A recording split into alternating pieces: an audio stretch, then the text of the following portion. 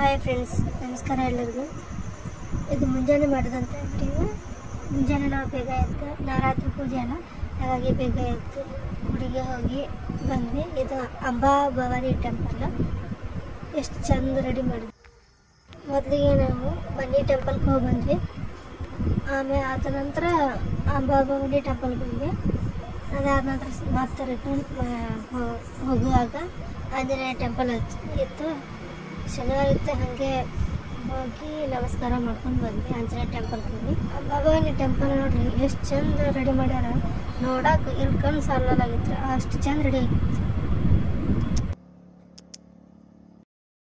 Early morning ಅಲ್ಲ, ಅದಕ್ಕೆ ಭಾಳ ಕತ್ಲ ಇತ್ತು.